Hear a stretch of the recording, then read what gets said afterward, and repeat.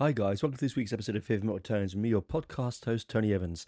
Again, this is a take two of an interview I did with Sarah Antagonizor and Tzu Wei from the amazing underground metal band Antagonizor.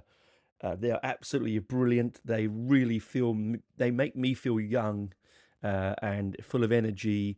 This is quite an interesting interview. There is some coarse language splattered around. So if you're listening with anyone who is under the age of, say, 13, please probably take caution and listen to it on your own.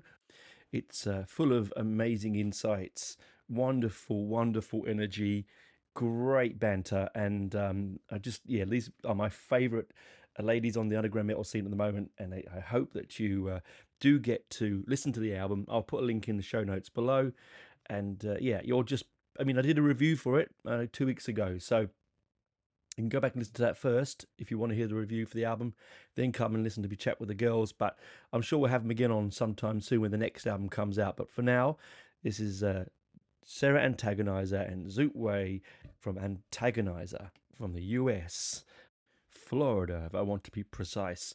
Anyway, do enjoy this. I bloody well did. It's probably one of the best interviews I've ever done. I really loved it.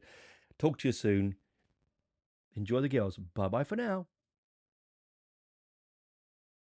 Been looking forward to this for ages. Great to have you on since you just had a fantastic little tour. Oh, yeah, we did. We went to Pensacola, New Orleans. For those of you who don't know where those are, let me say the states. Pensacola, Florida, New Orleans, Louisiana, and Austin, Texas. And all of the shows were well attended. We sold a shitload of merch. Yeah, we have barely any CDs left.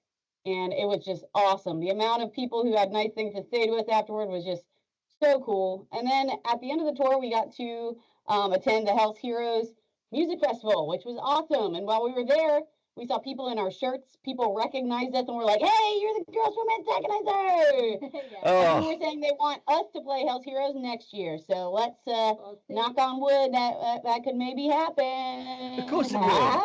Of course it will. You're going places. You're definitely going places. I said that to you before, and I'll say it again. Now, obviously, the people that don't realize we had a good chat about 2 or so weeks ago, and I didn't press record. So I apologize from me to the listeners and to you. It was such a great chat. I was walked away from it and went, oh my God, that was the most energy. I felt so energized afterwards that I was like, oh, this is brilliant. And I didn't press record, so. All right, well, we are not, even though we are a little exhausted from just rolling back from Texas. We drove in one day, by the way, back from Texas to Florida. It was awful. Yeah, I guess we're a little bit, worn out. We still have enough energy to show up today. Wonderful. Yeah. How long's the drive? 13 hours, did you say, Tzu?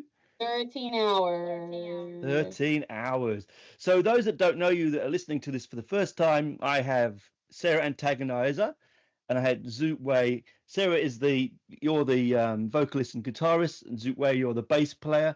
And then you have your drum slave, don't you? Yes, our drum slave, Michael. Drum slave, Michael. I love it.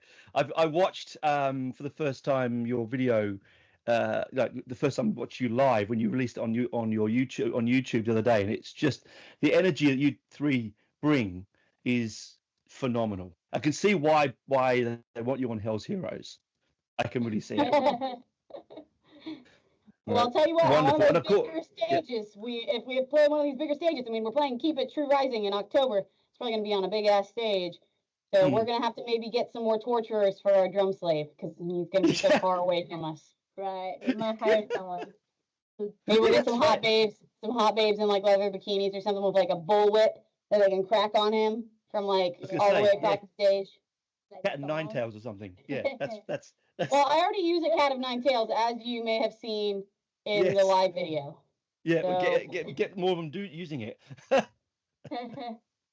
So, the album is since it's been out now since the 28th of Feb. How is it going for you guys? Really, really good. We've gotten a lot of orders for CDs. Are we allowed to talk about the record deal? I guess so. Yeah, it's not they haven't announced it yet, but kind of. Yeah, maybe we won't say what record label it is, but we had a label reach out to us, and we got signed for not just this album, but the next one. on vinyl and CD and stuff like that. Brilliant. Oh, wonderful, because I'd love with some vinyl product. worldwide distribution. Wonderful. And that's what we need, because getting your stuff is, as I said to a lot of people, Bandcamp and getting stuff from the States is so bloody hard. So expensive. But that hasn't stopped people from like Europe and other places in the world from still ordering from us. Like they're paying like a lot for shipping and stuff, and they're still doing it just because they want the CDs that bad. Yeah, no, and I'm doing the same thing. It's ridiculous. Like it's so good. I mean, the album itself, I've now lived with it since its first release, and I can't stop playing it, ladies. It's just full of hooks, energy, a phenomenal first album. Thank you. Yeah, it is. Like the hints to classic stuff like Venom and Saxon and Napalm Death and Black Sabbath. It's all in there. It's wonderful, but it's not like a it's not like a cheesy homage. You're just blending it in to the sound. Yeah, we're not a tribute band. We definitely got our own unique sound, and we can't really make up our minds on how we want to sound. There's a lot of different influences going on there, and there's some surprising on that album. There's like 2 hardcore punk songs thrown in with just like a bunch of heavy metal tracks. So we're just trying to keep it interesting and stay true to our roots in punk and everything. And that's what we intend to do on our next album too, is have, a couple punk songs mixed in with some heavy metal songs. So. Because you don't have boundaries, and that's the thing, right?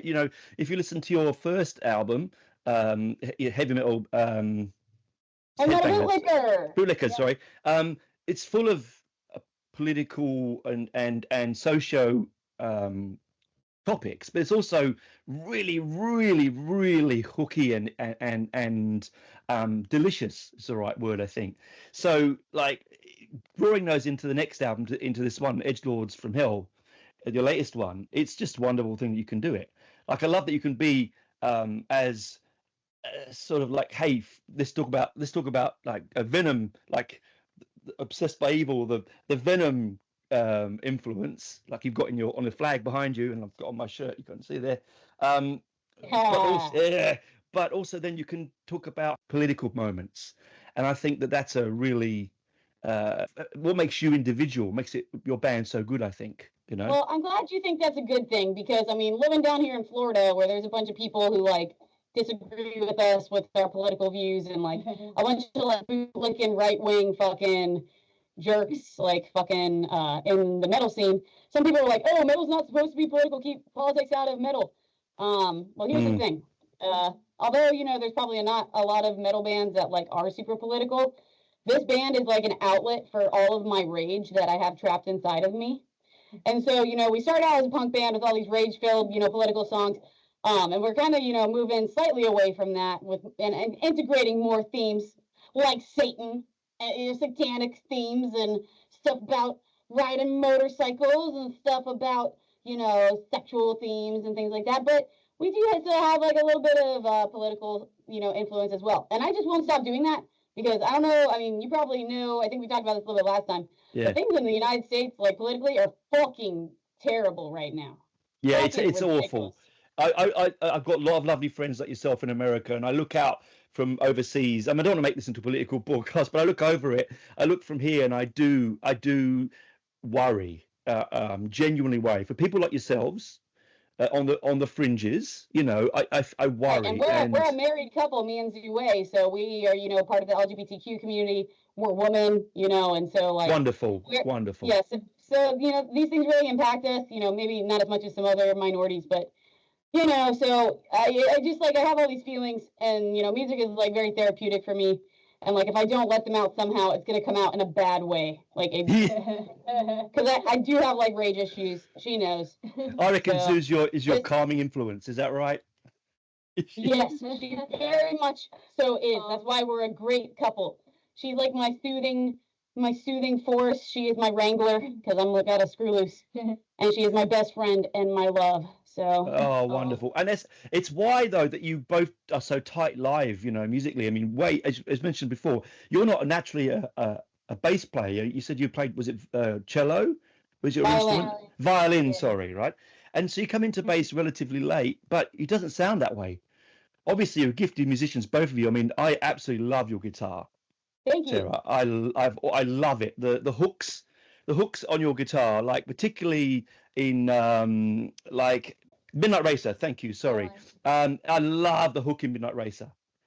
I absolutely love it. And it's sort of I find myself bopping, playing along on my arm to it, like it's yeah. It means a lot to me when people have good things to say about my guitar playing because I'm like at my roots a punk guitar player, and most of the solos and stuff are very simple, very punk. And so people are like, "Oh, you're a shredder." And when I think of shredders, I think of like the Great Cat and like Yngwie Malmsteen and stuff like that. I'm like, I'm not like there, but I can write like catchy riffs and stuff like that. So when people like really, appreciate the guitar playing, it means a lot to me, so thanks. Well, it does because I mean that's the whole. I mean, when I listen to the music, of course, you listen to the lyrics, listen to the vocals, the whole thing, the whole package. But there are things in music that just catch you, and your guitar. And I've said this before. I know you're not. Compared to me, you're young. You're a young lady. You play a really mature sound. I think you are a guitarist that people need to look out for, Sarah. That means a lot, man. Perhaps we sound mature because we're influenced by all this old school shit. True. And so well, that's right. When people tell me we sound old school, that's like my favorite compliment because although I do like some new school stuff, like the old school stuff from like the 80s is like my favorite. So. Oh yeah, well you definitely have a Northern mix in there. There are tracks that sound like that. As I said on the review, like you sound like one track you went from Black Sabbath to Napalm Death in the one track, in that one fantastic little piece of music with the scream in it. So when we first started, we covered, how there's the Doom cover of Symptoms of the Universe. Yes. So I heard that and I was like, this is so awesome. Like, even though we're not playing the original version of the song, we're just going to do a cover of a cover. So we used to play that. So this song is really influenced by the song Symptoms of the Universe and, kind of that like heavier, like kind of crusty sound. So Napalm Death and Black Sabbath really hits the nail right on the head. Yeah, and that song originally is actually a song for us to do soundtrack at live. Yeah, it used to be called soundcheck song because it was just what we used to like check the sound at the beginning of well, I'm glad that you recorded it. I'm glad you recorded it because it's one of those moments in music where it's joyful. It's not very long, and but then neither did any of the Napalm Death songs were very long. It was just call to arms. Particularly when I saw you do it live, I had a smile. Like it was like, well, this is great. Yeah, I'm glad you got to see the live set because if you watch some of our older footage, we don't quite like rock out, move around as much just because we were like still getting the hang of shit. But now, like, I mean, she goes pretty hard. She looks pretty sexy, banging her head, and thrashing around. Because I don't have to sing, so I can. She moves a lot, We go back to back sometimes and stuff. But I'm like on a mission now to just look as deranged as fucking possible. And when you rock out super hard, if you don't practice it a lot, you'll like fuck up. Like I learned that lesson the hard way.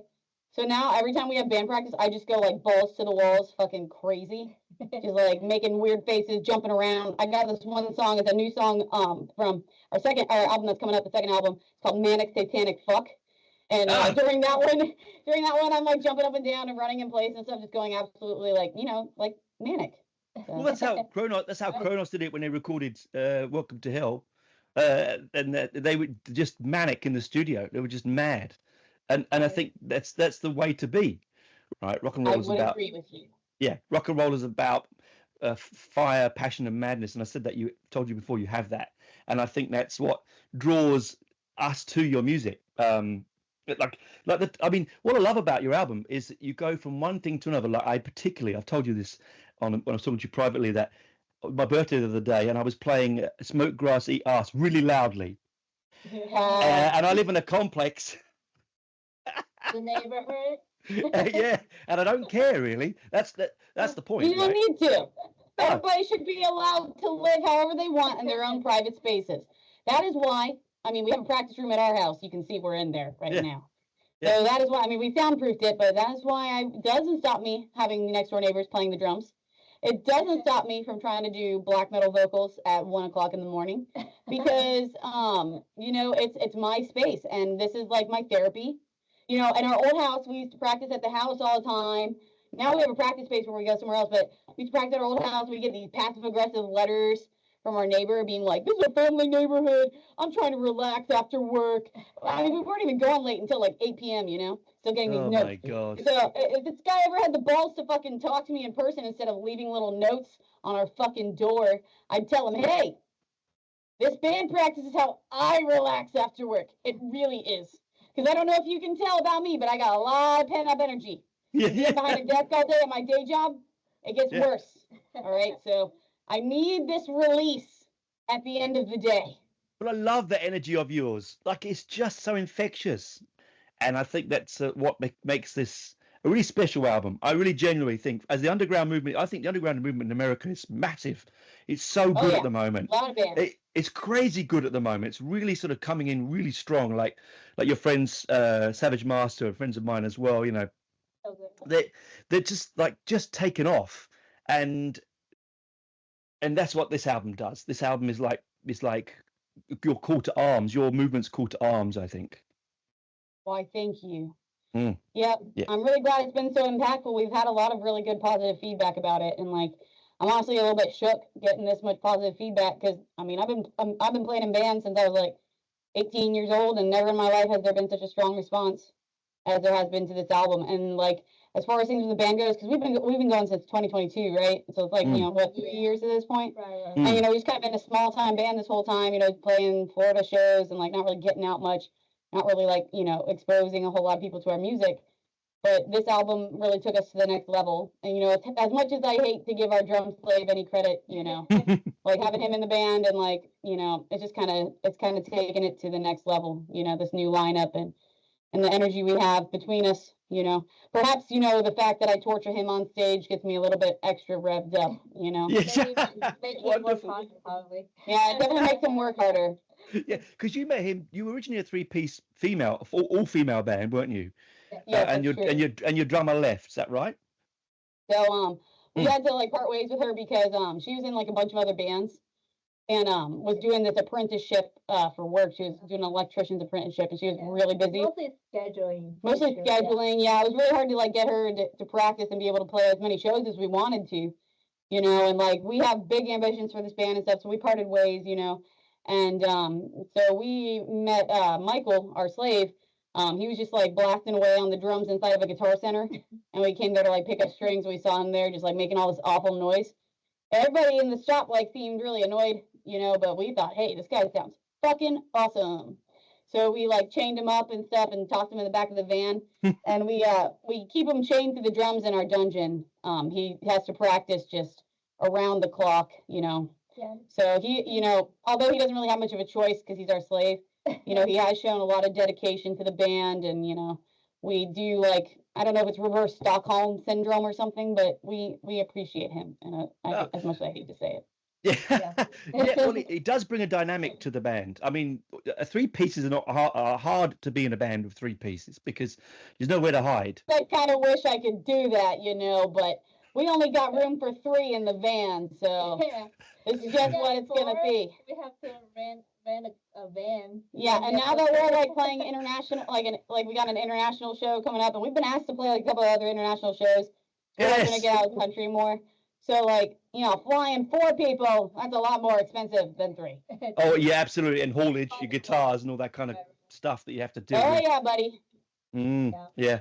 And I like the three-piece way. It's like you can be more creative, I would say, to play, because you kind of have to act as like I play bass, but sometimes I have to act as a second guitar, or like you just have to like be like double role sometimes, and which is fun. Like it's not like being strict to one certain sound. Yeah, like since I'm playing like leads and stuff, and there's no rhythm guitar behind it, she really has to like come up with beefy bass lines to kind of like fill out that lower end, And as far as like the dynamic between us goes, like we were in a black metal band before this together, and like she picked up bass super quickly, and like when I teach her songs, it's just effortless for her to fucking learn. It's like our brains are attached to one another or something. She's just like a freak at music. Wow. Yeah, and that's wonderful. I think because we live together, and I know like what kind of music she like, what kind of influence she got. So when she come up with a song, I just kind of like know what she's going for. So which helped. Yeah, no, it's one, Exactly. yeah, and it shows. This effortless watching you live. It doesn't feel like you're making an effort. Like it just feels it's just flowing, like And you remind me, Sarah, you remind me a lot of like early Kronos. Like watching you live. Oh yeah, that's what I like to hear. Oh, it was so good. It's like That's right. Abath and Kronos had a child, and it's wonderful. Oh, Oh, yeah. it's Why? yeah. Thank you. No, I mean, we definitely love black metal, and there's a little bit of at least first wave black metal in the mix there. So I'm glad when people can pick up on that. We love black metal. yeah, yeah. Who Yeah, doesn't, right? I mean, honestly, definitely. yes, that's like. Probably a lot of folks. It's definitely not for everybody. But I always say that. I came into black metal as a teenager, about 14, I think I was when I first started listening to it, which was a long, long time ago, for when I first heard Venom. And it, you know what, it has changed a lot. It has become more brutal and more esoteric and more sort of elitist, right? Oh But I yeah, don't. for sure. But I think that you take that away from that. Like what you've got in there is not elitist at all. Your music is for everyone. Anyone who can bang their head, who loves a fast riff and loves a good vocal will love your album. Well, except maybe the bootlickers, am I right? They might not like it very much. Maybe not. That's probably true. But we want to have enemies. We want to antagonize. If I could play a show where we're playing to a bunch of bootlickers, we did like play at this one bar where all these like you fucking bootlicker dudes hang out. And I did a thing where I went, if you love heavy metal, let me hear ya. And everybody goes, oh! And then I'll go, if you support the police, let me hear ya. And it's a trap because, some people would be like, oh, and then no one else would be cheering. And I'd be like, hey, I knew there were some bootleggers out there. Haha. And some guys got pissed off at that and like booed us. So, I kind of like the boos because, we play somewhat hateful music. And it is supposed to ruffle some feathers and piss some people off, especially, like Christians and stuff. So, the people who may not like us very much are the Bible thumpers. And you live in a country where there's a lot of those. Oh, yeah, there are. That's for sure. Yeah. It is not good. And, there are, like, some good Christians, I guess, who, like, are, don't try to push their shit on everybody else. But, like, American evangelicals are just, like, the worst, Next level, right? They think they know what the fucking truth is, and they think it's their job to fucking convert everybody and, like, make the laws of the land Christian laws and, like, make everybody submit to their tyranny. It's awful. It's awful. Well, I mean, like tracks like yours, like My Body, My Choice, like, they're really, really poignant because females are already, I have 2 adult daughters, same age as you, and females are already not looked down a bit in the music industry anyway, particularly in metal. I mean, there's a lot of you around, of course, but you're only just starting to come through, which is ridiculous because you make, it doesn't matter what fucking gender you are. It doesn't matter. It makes no difference what gender you are. Like I've talked to people and say it can't be heavy metal because it's a female band. Like, what are you talking about? That's fucking dumb. Like, here's the thing. Yeah. The people who say that are usually like loser incel fucking metalheads who like, just like hate women because they won't have sex with them. So like, here's the thing. There have been women in metal for a very long time. Yeah. I'd say now, more women are popping up because, we see one another and we say, hey, I can do this. I see this other chick fucking up there shredding, headbanging, going fucking crazy. Look, and I can do that too. So, I used to like catch some flack from dudes. Like I've always kind of felt like people watch me more. Like some of these fucking critical fucking jerk sexist guys, stand in the front, right in front of my guitar and like cross their arms and are like watching, just waiting for me to make a mistake. Because people love to say that like, female musicians are like only popular because they're like sexual or whatever, or like or because they're women and stuff like that. That's the worst. That is the worst. And those people can fuck off. All right. Yeah, I agree with you completely, Sarah. Like I have always championed because having daughters, particularly, I grew up with all brothers, right? But having daughters I champion that side more so than ever before, like because you make, I think, and I've gone on record in saying this, but women make shred better, make harder music, and are more intense in metal than men. And I get that criticized for saying that, but I genuinely mean that. If you had 4 bands and 2 of them are women, I'm going to be more enjoying those ones because the energy from them is more realistic. It's not. You have to work. It's not like whereas men just turn up and they, oh, people will love me. I'm going to play 9 million notes, right? But you guys you work a little bit harder, and that sound is more unique. You definitely have to work harder because, like I said, people are going to be so critical, and like you show the slightest sign of like having a weakness or making a mistake or something, people are just like ready to rip you apart. And so, like, you do have to work a little bit harder. They can go fuck themselves or whatever. But also, you know, I feel like metal is a lot about rage and, you know, things like that. And I think a lot of women, you know, given how we're treated in society and how shitty a lot of men are, I think we got a lot of rage. So Yeah, I good. definitely have seen some female musicians really bring the rage element into their performances, which I think is fucking awesome. I love when I see a female musician who just brings like absolute maniacal rabid energy to their performance. That's my favorite thing to see, and that's like what I try to do, you know. And you bring it, but both of you. I know that Zoo's very quiet and lovely over there, no, but you do bring it. When you come on stage, the energy. I'm going to put a link in the video in the show notes to the live performance on YouTube for the people to listen to watch, because the energy is something special.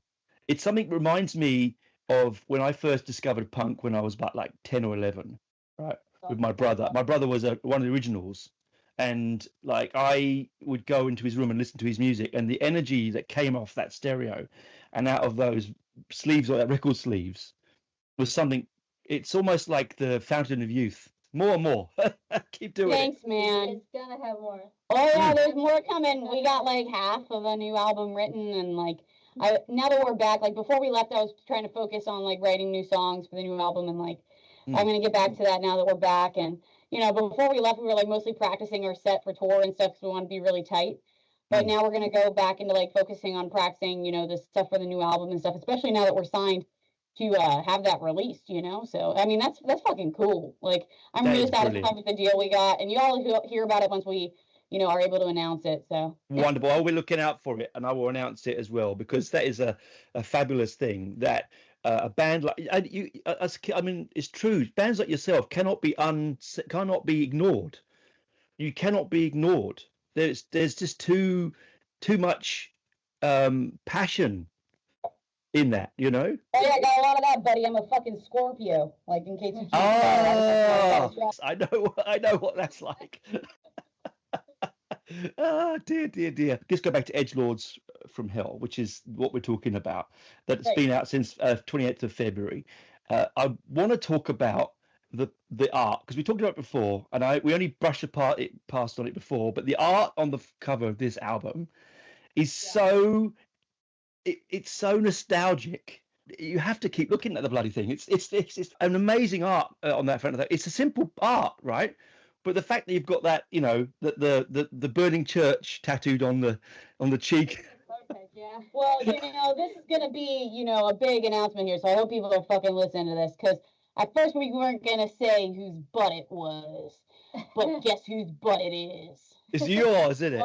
It's mine. All DIY here. So what's more edgelordy than mooning the whole world? Am I right? Exactly. Yeah. Also, you know, we got some like lustful sexual elements on there, so why not put a nice, you know, banging butt on there? You know, it's kind of influenced by like an Exciter album cover and like Accept album cover, you know. Yes, absolutely. That album is called Balls to the Walls. Balls to the Wall. Oh yeah. It kind of inspired this album cover, yeah. Do you know what? And, you know, we saved some money because we did it ourselves. So. Yes, that's the way. That's the way. Animal. Yeah, wasp animal. Yeah, that's also one of the. Yeah, but you know that's the thing, right? How DIY wonderful ethic is that, right? That's always been super DIY, kind of to a fault. You can kind of hear this in our early releases because we recorded them ourselves. I disagree. I think the early releases sound really good. Yeah. Why, thank you. I've had mixed feelings about them, honestly, because I feel like we've come a long way. And, like, you know, I'm like a nitpicker, so I always find fucking problems with everything, you know. But, like, to hear that, you think that, you know, other people have said, you know, they still really like our early material. It makes me really happy to hear. Yeah, I'm glad. No. I mean, I talked to it about before, but the topics are covered, you know, and the way that you enunciate in songs like Ammunition and things like that, I absolutely. It just takes you back. You're wearing a GBH shirt. People can't see this, but GBH shirt, right? Charged. I love GBH, and it reminds me of GBH. And it reminds me of The Exploited. It reminds me of UK Subs. All those wonderful late '80s punk bands, like you guys late listening '70s. Can't see this, but my eyeballs are getting real big right now, and I'll tell you why. Because when we first started this band, GBH was one of the main influences of the songs. So the fact that you pick up on that, man, you're just real good at picking up on the influences. I gotta hand it to you. Thank you. I saw GBH with UK Subs and The Exploited. Oh hell yeah, I love the UK Subs. And Dangerous Pieces is like one of my favorite punk albums of all time. Oh mate, Another Kind of Blues is just brilliant, like just brilliant. And I saw them, and I remember I think it was one of my first dates I took my wife on, actually. And she blew away. Like, we went and saw the Anti-Nowhere League. You know the Anti-Nowhere League? Of course you do. Cool. Mate, they're sort of right in your ballpark, the Anti-Nowhere League, right? This sort of don't care what they say and say it with gusto. Oh yeah, I mean, we are edgelords after all. Right. Yeah, absolutely. And you know, and I like the way you mix the themes in the album, like we've talked about it before, but the dark anti-Christian themes that you have on the album, but aren't too. They've still got a hook to them. You know, they're not so dark that you can't enjoy them on a light level. If you know what I mean. Is that the right thing to say? I don't know if it's the right way to say it. Well, perhaps what you're picking up on is the slight element of silliness. That's it. Yes, that's it. I feel like some of our songs is just like we're having fun. All right. Edgelord, you know, we don't take ourselves too seriously. We're having a good time, you know, pushing people's buttons and stuff. So that's probably what you're picking up on. I mean, I get that you think it's cool that we have political themes and stuff. But I kind of feel disappointed lately when people, you know, summarize our you know, themes as like being political. Because on Edgelords from Hell, there's only like one song that's like vaguely political, unless you count Hands Off. But that song's just about consent, you know, which is like not really a political issue. It's just like a fucking issue of respect. A moral issue, yeah. Yeah, a moral issue, exactly. That song, the common sense. That song was influenced by the song "Private Property" by Judas Priest. So I found a line about that. But also, it is inspired by a terrible experience that I had at a punk show when I was 17 years old, in which a 40-year-old punk dude, like I knew who this dude was, I knew how old he was, he just walked by me and grabbed my fucking ass when I was like a minor. What? Yeah. So this is my homage to that dude. I hope he's like dead or something, you know, because fuck that guy. Like at that time in my life, I didn't know what to do because nobody had ever like done something like that to me. At this point, you know, I'd fucking swing on somebody. But, you know, I was like young and naive and I didn't know how to respond to that, you know. So, you know, at this point, someone tries to do that because I, you know, especially at our shows, I'll be walking around like real skimpy outfits and stuff. So, you know, in this like rape culture that we live in, you know, people think that a skimpy outfit is like an excuse to like cop a feel on somebody or like even an excuse to rape somebody because like sometimes when women get raped, they'll be like, oh, well, what were you wearing when this happened, you know? Yeah. So this is a message that says, my skimpy outfit, I wear it for me, first of all, because it makes me feel empowered. But my skimpy outfit is not the excuse for you to fucking touch me or for you to do anything nefarious to me. All right? Just enjoy the view, okay? Just enjoy the view. And I think that, again, having daughters your age, it makes a man like me feel very comfortable. There are ladies out there like you who are making this comment and making this point because...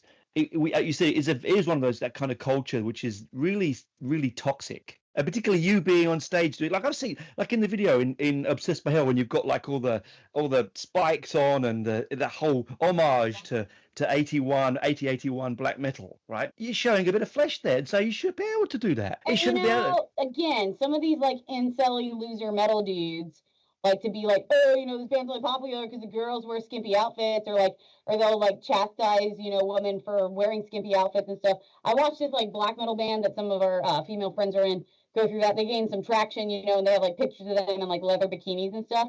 And the dudes are just like ripping them apart in the comments online. They had to turn the comments off eventually. It's not just like women in heavy metal who will wear, you know, skimpy outfits. Dudes like have done that historically too. Yeah, I mean, Man of War. Yeah, exactly. Think of like Corthon, you know, like dudes in like little teeny tiny leather briefs, you know, like little fucking the guy tiny. Yeah. So it's not just women doing that stuff, and it's okay for anybody to do that. All right. Totally. You know, heavy metal is supposed to be kind of like, you know, driven liberating. From the crotch. Yeah, liberating as well, right? And liberating, yeah. Definitely. That's right. I mean, that's what punk gave us. That was the deliciousness of punk. What was good about punk is that in the late 70s, it was all masculine, tight jeans, long hair. You know, in fact, I love more the females in punk than anything, like, you know, Polystyrene and Blondie. I bloody love Blondie, right? So I know that she's not really technically like cool punk, but it's still Blondie. Some people would consider her like proto-punk, you know, or at least part of the punk movement. So yeah, but it was empowering. There was dub music, there was reggae, it was all mixed in. There was no race, no color, no sex, no gender. It was just creating music, and we brought that into metal, and then it sort of got lost. And then bands like you bring it back, which is just brilliant. And then also, it makes no difference if you're in a skimpy outfit, if you're fully clothed. It makes no difference. Yeah, but live it does make a difference because I like to think it makes it cooler. Oh no, agree. In a live experience, no, I won't deny. Like, I mean, for the most part, a very much so a cool outfits kind of band, except for our drum slave. He has terrible style. Sometimes, you know, I'll catch him wearing Crocs and stuff, and he may even try to wear the Crocs to the show. Oh no. So when I see him in Crocs, you know what I do? I fucking beat his ass with my cat of nine tails.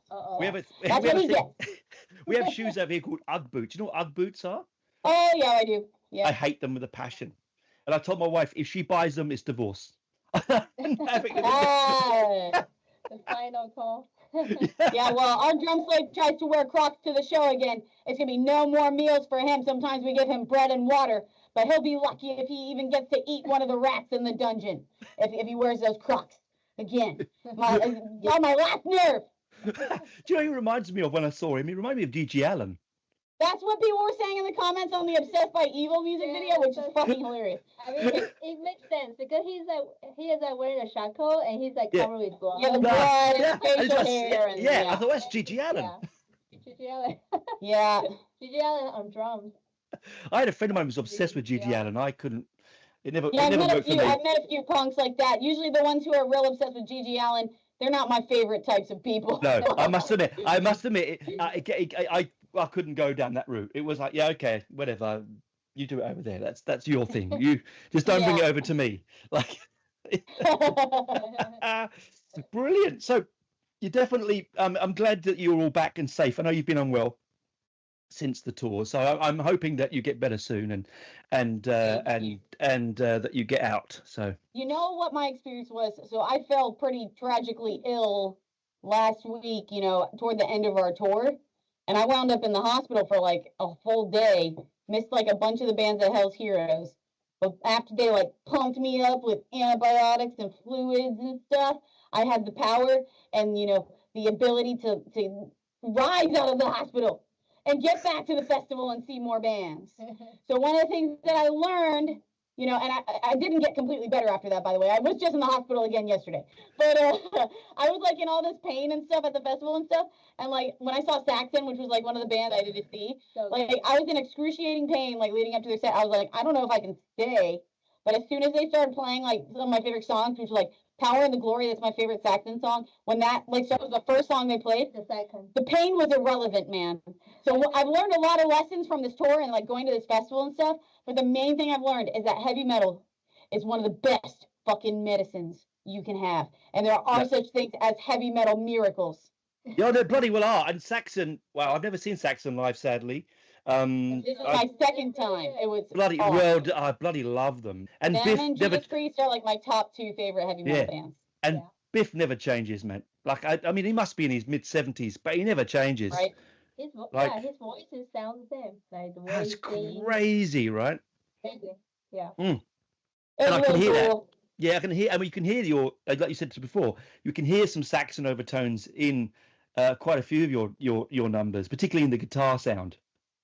Right, yeah, like Midnight Racer is probably the most heavily Saxon influenced Yeah. song. I was like, when I went through that, I went through like a period about like a year ago, I want to say, where I was just like listening to Saxon obsessively.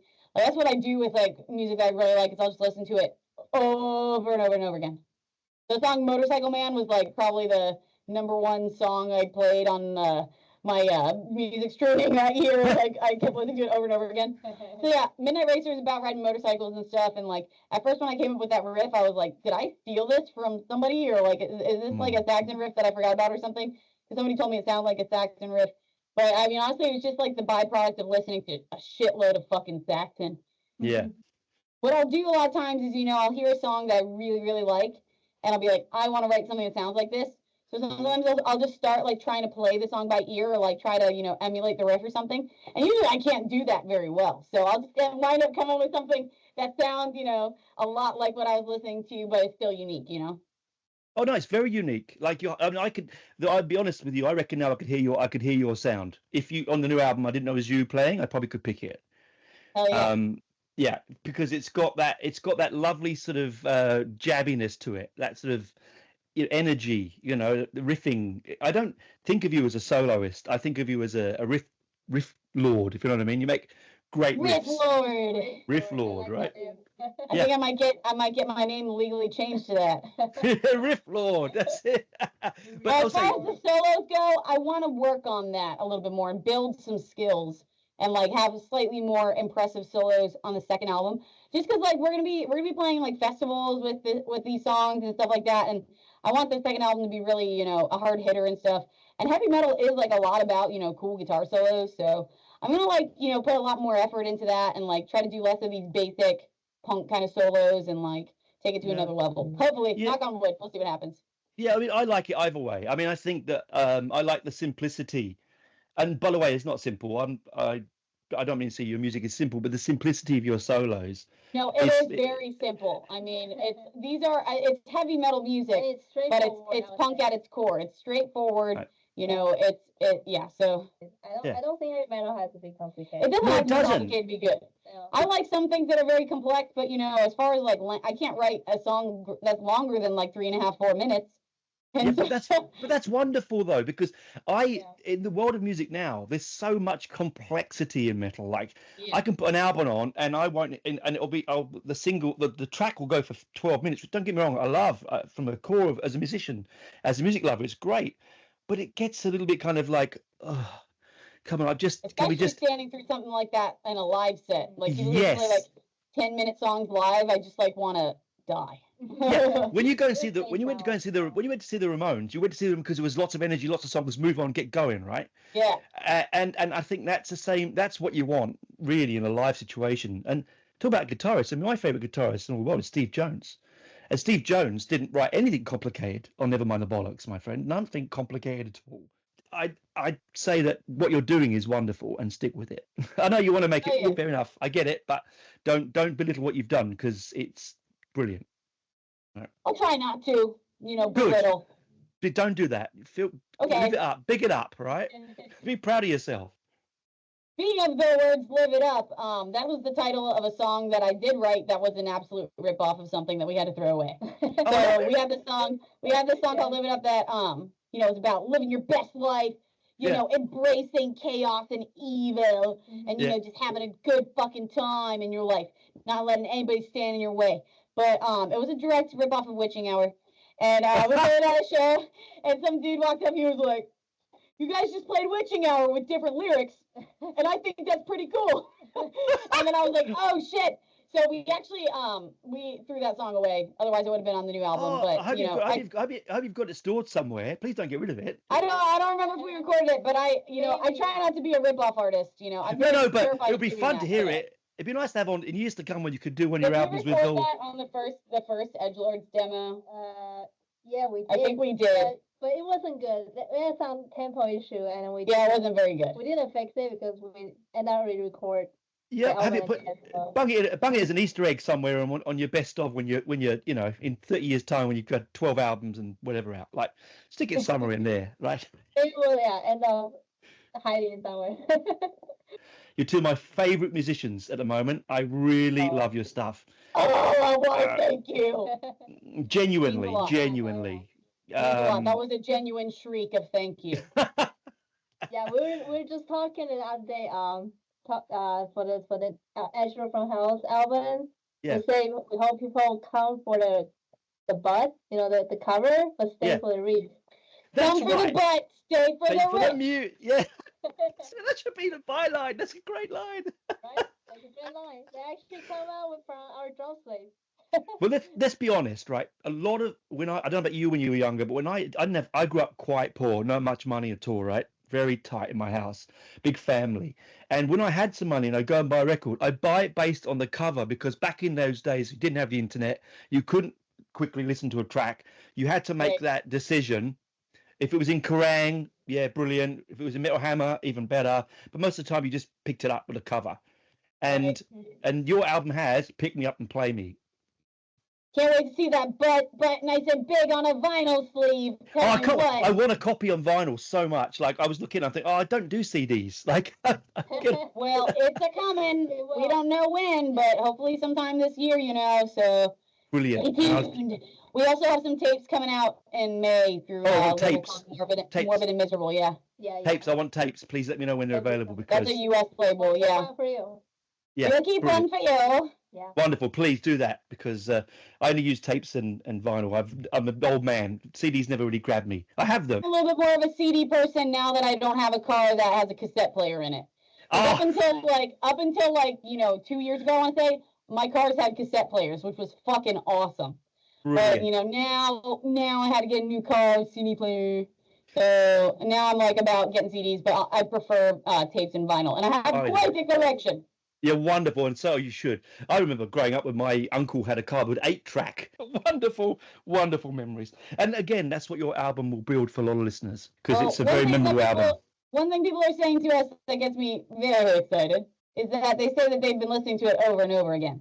Oh, yeah. As a person who listens to shit over and over and over again, I'm like, that means it must be pretty cool. I have repeat played it many. In fact, I was walking around the shops this morning getting stuff for dinner. I was repeat playing it again. Yeah, but so it has that repeatness to it. It has that listen to me again feel. Like I said, smoke grass, eat ice. You get to there and you go, did I really hear that?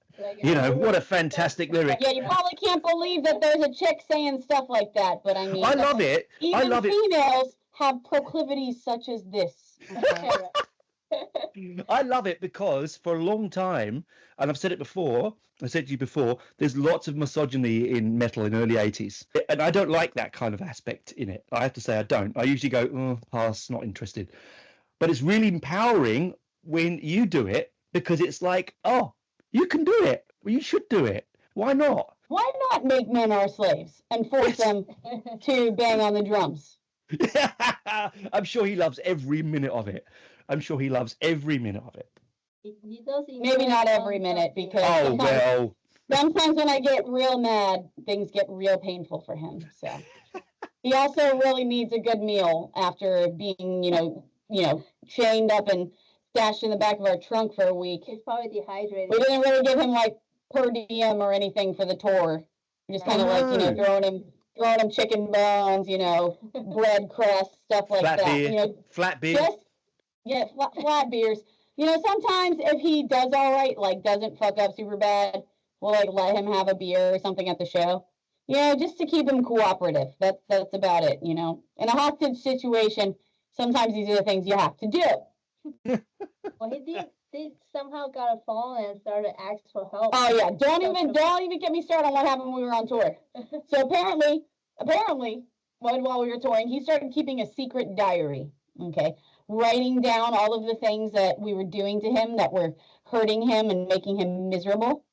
And then he got a phone, and I kept taking them away, but he just got more cell phones and was crying for help on social media.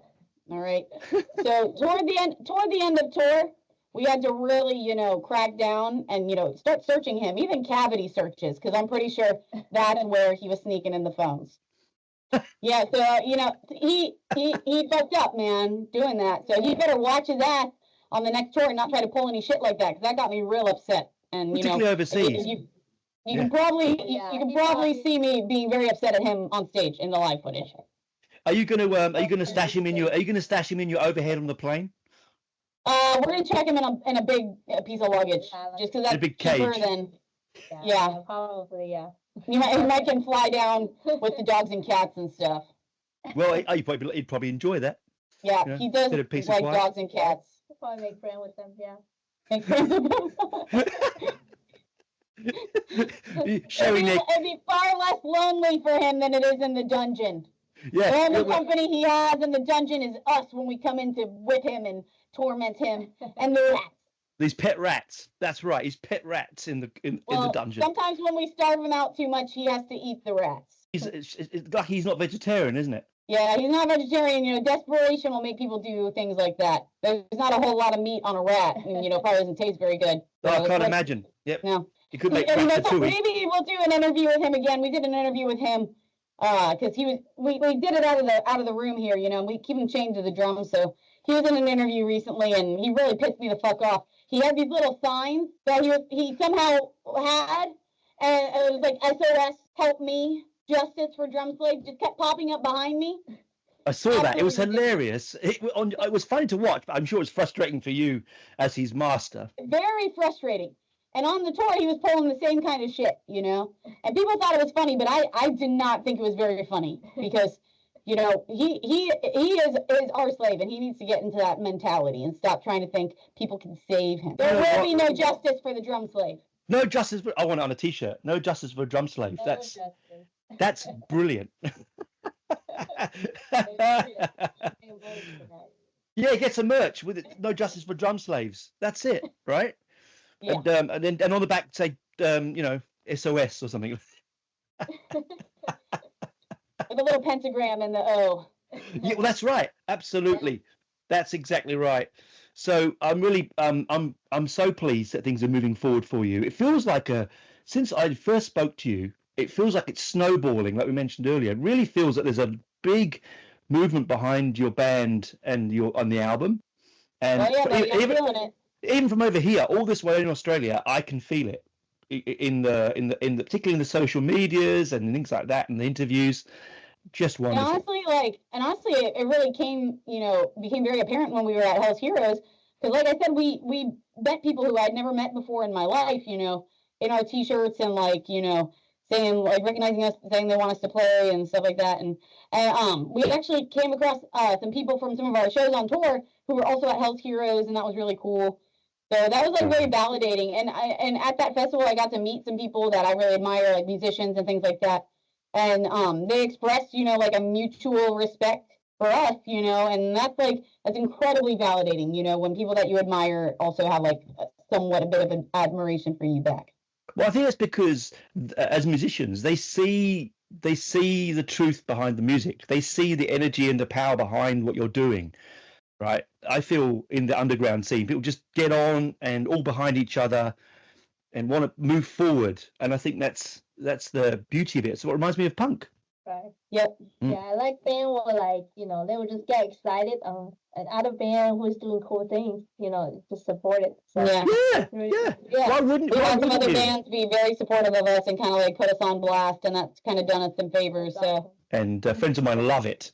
I've forwarded it to a lot of my friends, and they're like, "Oh my god, this is amazing! Where has this been? Where has this been?" Spread it like a virus. Yes, the COVID of metal, get it out there.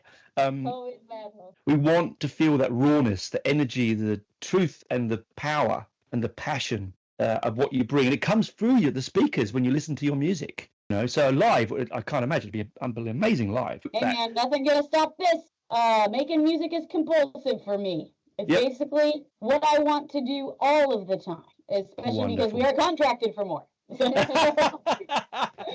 Now we're contracted for more. Don't have contract. Even if we did have a contract, there would be more. Yeah. I just can't stop writing songs. Well, I think it'll be tough to top edgelords. I think that's a... Well, just you wait for this second one, because there are some pretty good songs on there. We've been playing some of them live, so if you watch that live video and there's songs that you don't recognize from Edgelords from Hell, those are actually songs that are going to be on the second album. Right. So we're giving little hints of what is yet to come. Yeah. We should probably play, promoting an album, but we kind of get tired of playing the old songs. Yeah, we've been playing the Edgelords from Hell songs for like a year. Like, it took a while for the album to be, put together and released. So, and I have a very short, very little patience for things and very short attention span. So I was getting really excited about these new songs, and so we started peppering them in there just because we think, they are fucking fun and stuff. So. Well, I mean, the production on this album is amazing. For an independent or smaller band, this production of this album, I should have talked about before, but the production is incredibly good. Well, we did force our drum slave to record us. So, like, as much as I hate to give him any credit, he is like kind of good at that. So he recorded the bass guitar vocals, and then we brought him over in the van to a studio to do the drums. Well, give him another rap for that. Give him another rap for that, because that was amazing. Maybe, because I guess the drums did turn out pretty good. Yeah. And then the same guy who's like mixed and mastered our past releases from Danger Recording Service, he did the mixing and mastering for this, and he did a great job. So yeah, so he's been doing that for all of our releases, and working with him is so awesome because he lets us have so much input, and he just like invests so much in our band and stuff. And I like to say he's our number one fan probably. Yeah. Because he shows up to all our shows and like it's just so supportive. So yeah, so he knows your energy. He knows what to do on the desks and all that sort of stuff. He knows what to do because he knows your music and knows you so well. That's a wonderful thing to do. That's again a privilege because not a lot of bands have that.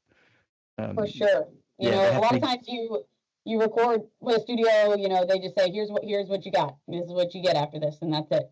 Or you send stuff to get mixed and mastered, and you don't get a whole lot of input. They're just kind of like, here's what I did, and now you pay me, and it's over. So, like to get to have that much input is really nice.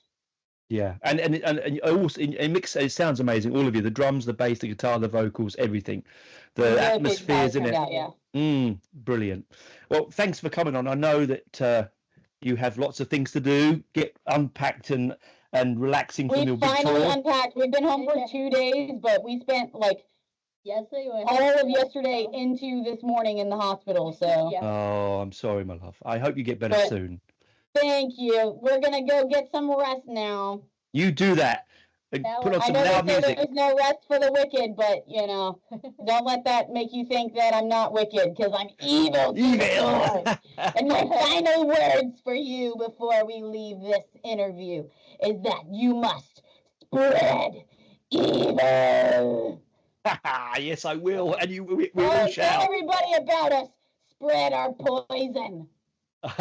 Will do. Thank you. Wonderful. Well, I can't end that now. I can't. How do I end that? Like I can't top that. That's the best.